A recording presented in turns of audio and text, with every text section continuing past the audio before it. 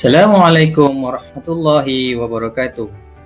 Kita bertemu lagi untuk meneruskan sesi pembelajaran kita setelah seminggu bercuti sekolah.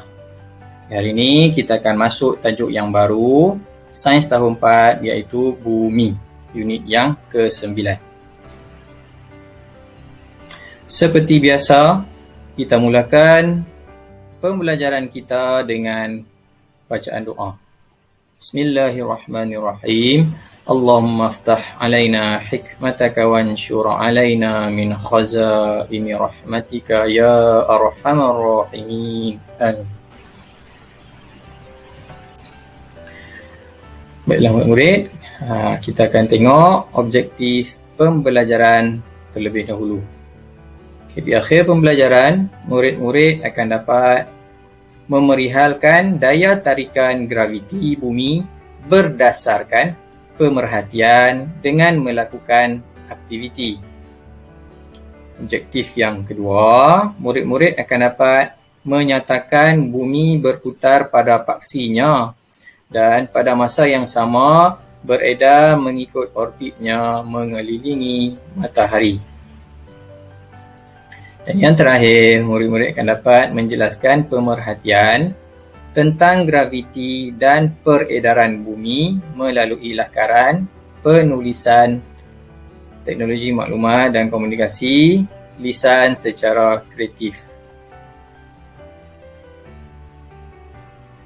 Kriteria kejayaan pula adalah murid dapat memerihal daya tarikan graviti bumi, putaran dan peredaran bumi dari aspek arah dan tempoh.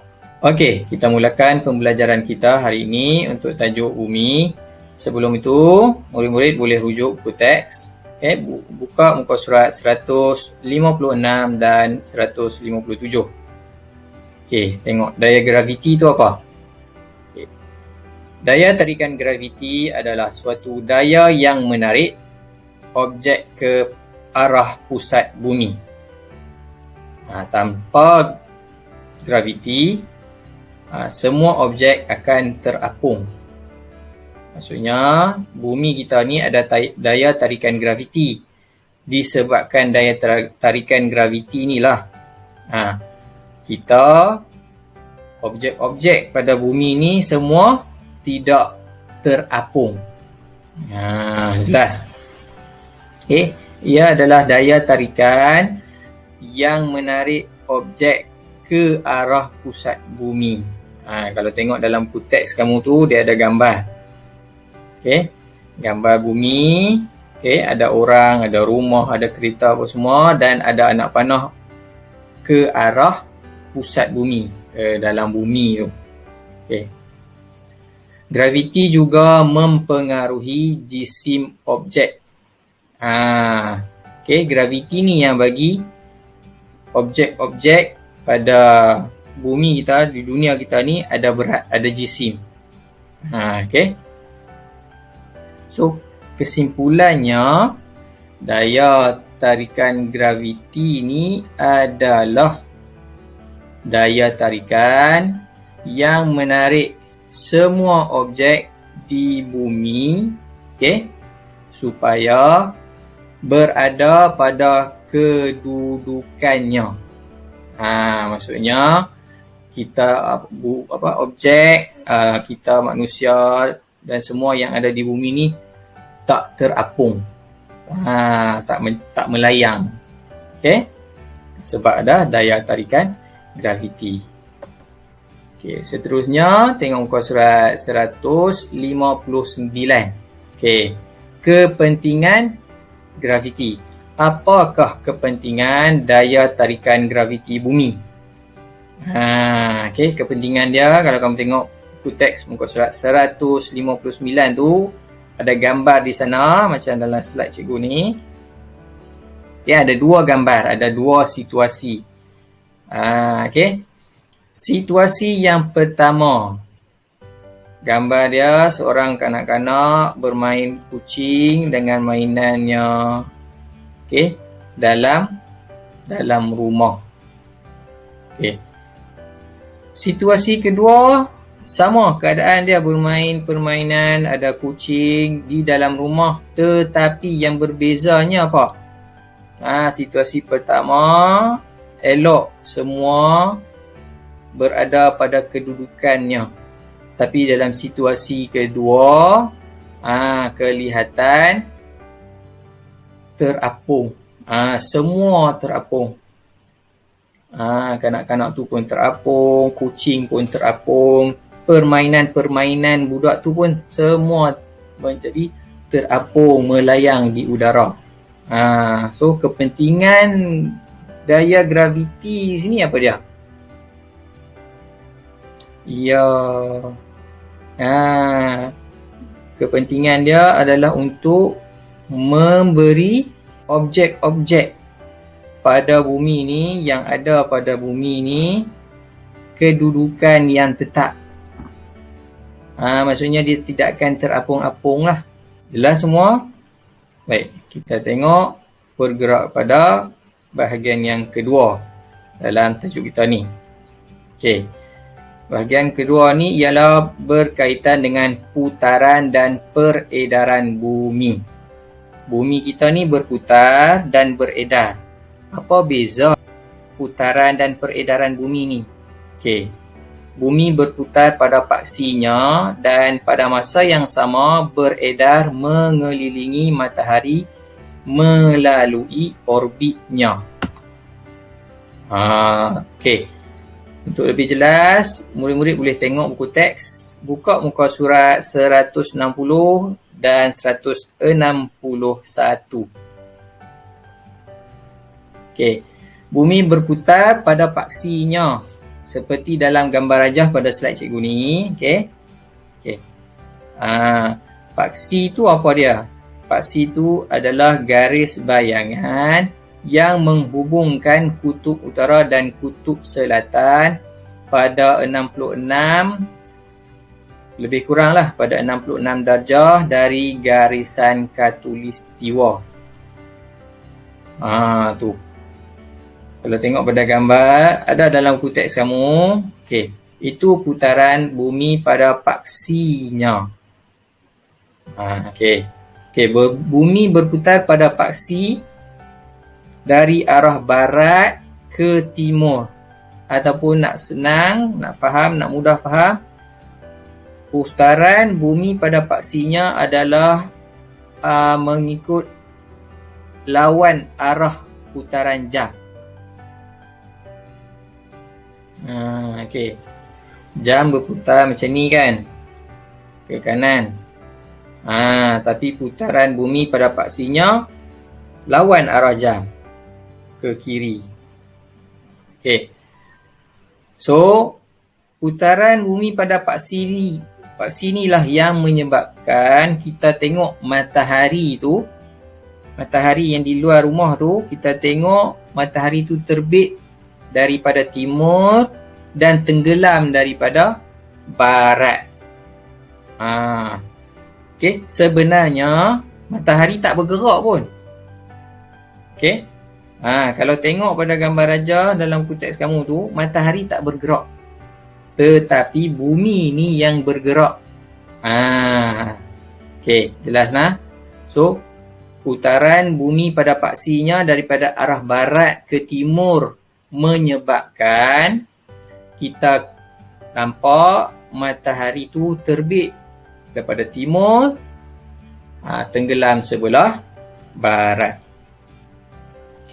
So satu putaran lengkap bumi pada paksinya adalah 24 jam ataupun sama dengan satu hari. Jelas semua? Baik. Sekarang kita tengok yang kedua, peredaran bumi pula. Tadi kita tengok putaran bumi pada paksi. Sekarang kita akan beralih pada peredaran bumi mengikut orbit. So tengok pada gambar rajah yang terdapat dalam buku teks kamu. Muka surat 160, 161 tu. Bumi beredar mengelilingi matahari mengikut orbitnya. Orbit ni apa? Orbit ni ialah laluan peredaran planet yang mengelilingi matahari. Senang cerita, orbit ni macam jalan untuk planet yang pusing matahari. Kalau atas bumi ni, kereta guna jalan untuk nak bergerak kan, pergi ke mana-mana kan. Tak ada jalan, tak boleh, kereta tak boleh bergerak. So, orbit ni lebih kurang macam tu lah. Dia adalah laluan pergerakan peredaran planet-planet yang mengelilingi matahari. Dalam sistem suria kita ada 8 buah planet. So, setiap planet ni akan mengelilingi matahari tetapi mengikut orbit masing-masing. Sebab tu planet kita tak berlanggar dengan planet-planet yang lain. Sebab ada orbit. Tu besarnya kekuasaan Allah. Buat satu benda tu cukup cantik, sempurna. So, arah peredaran bumi mengelilingi matahari sama dengan arah putaran bumi pada paksinya tadi, iaitu daripada arah barat ke arah timur ataupun lawan arah pusingan jam. Jelas. Itu yang pertama. Arah putaran dia, peredaran bumi mengelilingi matahari adalah daripada barat ke arah timur. Itu yang pertama. Yang kedua, satu pusingan lengkap peredaran bumi mengelilingi matahari adalah 365 1/4 hari ataupun bersamaan dengan setahun. Cikgu, mana mai 1/4 hari ni? Yang kami tahu 1 tahun 365 hari saja. Kalau ikut pada perkiraan yang sebenar, bumi beredar mengelilingi matahari, satu pusingan yang lengkap tu mengambil masa 365 1/4 hari. Kalau ikut perkiraan yang betul, 1/4 hari ni yang menyebabkan berlakunya tahun lompat. Biasa dengar tahun lompat? Dia 4 tahun sekali dia jadi. Maksudnya pada tahun lompat akan ada lebih, dia akan jadi lebih 1 hari, 366 hari. Kalau kamu tak percaya, kamu tengok. Tahun 2000, tahun lepas 2020. 2020 merupakan tahun lompat. Kalau kamu tak percaya, kamu tengok dekat kalender 2020. Bulan Februari ada berapa hari? Dia jadi 29 hari. Kalau kita tengok tahun ni, bulan Februari hari tu 28 hari sahaja. Betul tak? So disebabkan 1/4 hari itulah selepas 4 tahun, satu pusingan lengkap bumi ni akan menambahkan 1 hari pada kalender kita. So tahun lompat dia ada berlaku 4 tahun sekali. Kenapa 4 tahun sekali? Sebab dia 1/4. Tahun pertama 1/4. Tahun kedua 1/4. Jadi 2/4. Jadi setengah hari, 1/2 hari. Faham tak? Ni pecahan kita masuk matematik sat. Tahun ketiga tambah lagi 1/4 hari. Jadi 3/4 hari. Tahun keempat tambah lagi 1/4 hari, dia jadi 4/4 hari. 4/4 sama dengan 1. So tahun yang keempat ataupun tahun lompat tu, pada kalender kita akan nampak bulan Februari dia akan jadi 29 Februari. Maksudnya tahun cikgu rasa tahun 2000. tahun 2004, 2008. Kamu boleh tengok, kamu boleh rujuk balik pada kalender. Jelas semua. Okey. Baik.